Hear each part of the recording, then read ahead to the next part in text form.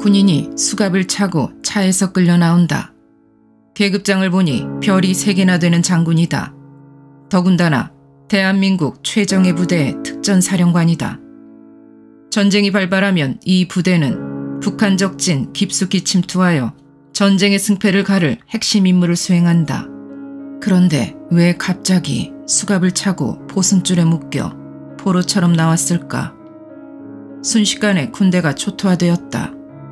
북한의 김정은은 총 한 방 안 쏘고 국군을 무력화시키는데 성공했다. 김정은이 속으로 얼마나 웃고 있을까? 대한민국에서는 군대를 악마화하는 공작이 40년 만에 드디어 결실을 맺었다. 2024년은 김일성의 위협이 빛을 보는 해다. 경찰청장이 마찬가지로 수갑을 차고 끌려 나온다.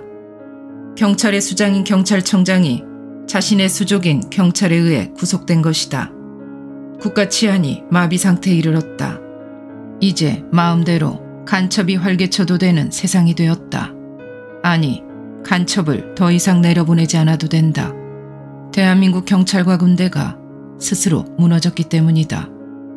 4.3과 12.12 그리고 5.18을 통해 군인들에게 반란군이란 주홍글씨를 새겨준 좌경화된 대한민국이 그들에게 이렇게 속삭이는 듯하다.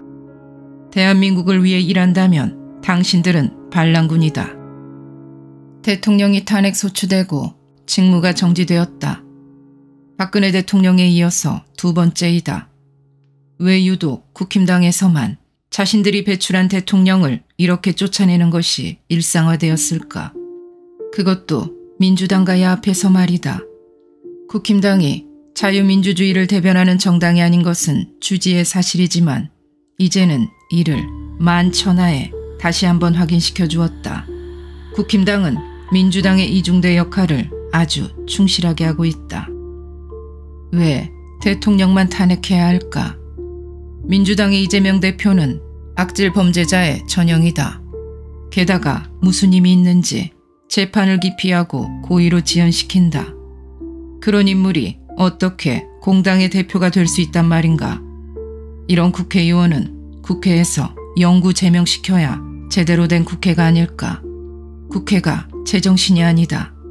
물론 국회의원이 국민의 올바른 민의로 선출되지 않았기 때문에 이런 일이 벌어진다. 그 모든 피해는 국민에게 돌아간다. 그런데 부정선거 재판을 지연시키고 방해한 대법관은 왜 탄핵시키지 않는가? 사법의 정의를 확립시키기 위해서는 이들 대법관도 탄핵해야 공평하지 않는가? 각종 특급 대우를 받으면서 책임을 전혀 지지 않는 국회의원에 대한 탄핵은 왜 없는가? 대한민국 공공의적 1호가 국회의원이다. 그들은 여야 구분 없이 대한민국을 말아먹고 권력의 달콤한 맛을 나눠 먹는데 기가 막히게 야합하고 있다. 국민은 먹고 살기 힘든데 자신의 세비는 은근슬쩍 올렸다. 이만큼 낯두꺼운 정치인들이 세상 어디에 있을까? 대통령의 탄핵 인용과 상관없이 대한민국이라는 거대한 배가 항해를 멈췄다. 이것이 바로 좌익 세력이 노리는 목적일 것이다. 지금 정권을 하루빨리 내쫓고 그 자리를 차지하기 위해 혈안이 된 그들은 현 무정부 상태가 마냥 좋기만 할 것이다. 이제 시간은 그들의 것이라고 착각한다.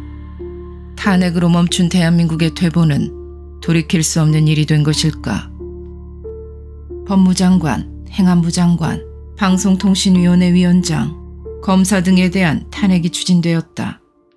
대한민국은 이제 행정부를 비롯한 여러 곳에서 행진을 멈췄다. 정부의 기능이 거의 마비되었다.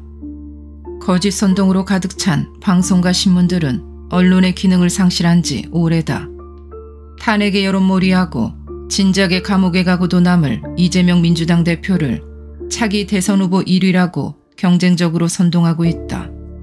올바로 된 언론이라면 공직자의 자격이라는 논설을 게재해야 하는 게 맞지 않을까? 김어준이 제보를 받았다는 허위사실, 한동훈과 김어준을 체포해서 사살하라고 했다는 등의 거짓 뉴스, 김용현 전 국방장관이 탱크로 밀어버리라고 했다는 선전선동, 마치 1980년 5.18 당시에 떠돌았던 각종 유언비어를 다시 보는 기분이다. 경상도 군인이 전라도시를 말리러 왔다. 임산부를 죽였다는 등의 유언비어는 지금도 사실로 믿고 있는 이들이 대부분이다. 유언비어의 악취는 그 유언비어가 거짓으로 밝혀진 뒤에도 사라지지 않는다. 그래서인지 유언비어와 거짓 선동은 어디선가 제조되어 끊임없이 실어 나른다. 이 기회를 이용하여 정치권은 내각제 개헌을 언론에 흘리고 있다. 대통령제 폐단이 많으니 바꿔야 한다고 떠들어댄다.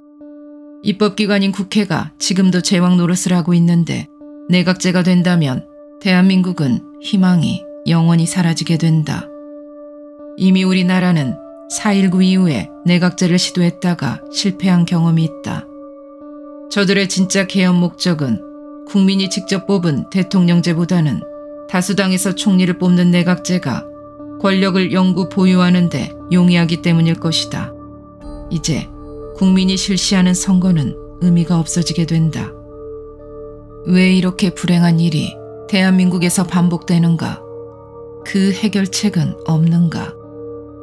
첫째, 국민이 정상적인 사고를 하지 못한 지 오래되었기 때문이다.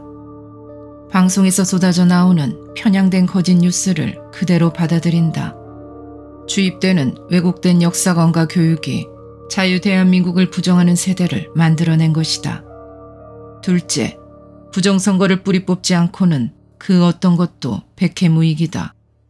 민의가 올바로 반영되지 않고 대표성이 없는 인물이 국회의원이 되니 정치가 엉망이 되어버렸다. 한마디로 권력을 찬탈한 것이다. 그러니 이것이 바로 진짜 내란이다. 1948년 대한민국은 자유라는 의미조차 알지 못하는 대다수의 국민 앞에 자유민주국가임을 선포했다. 얼마나 많은 방해와 희생이 있었는가. 곧바로 이어진 전쟁과 폐허더미 속에서 대한민국은 끊임없이 성장해왔다. 그러나 그 성장 속에서 음지에 숨어있던 국가전복 세력들은 끊임없이 대한민국의 경제, 문화, 예술, 교육 등을 좌경화하는 데 총력을 기울였고 그들이 양지의 모습을 드러냈다. 그들의 화려한 등장의 무기는 바로 부정선거였다. 국민의 공정한 투표 권리가 박탈되어 버린 것이다. 부정선거를 감추려는 세력은 그들뿐만 아니라 거대 언론들과 여당의 정치인 다수도 포함되어 있다. 부정선거는 또한 1대1로의 야욕으로 가득 찬 중국과 대한민국을 혼란에 빠뜨리려는 북한, 그리고 세력을 키우고자 하는 러시아의 음모로 뒤범벅되어 있는 것이다. 이 싸움은 대한민국만의 싸움이 아니라 북중러의 대리전인 것이다. 대한민국은 다시 1948년에 그 시간으로 회귀하였다. 우리는 다시 선택해야만 한다. 이승만 대통령의 자유민주주의인지 김일성의 조선인민민주주의인지 어게인 1948 우리의 위기는 기회이다.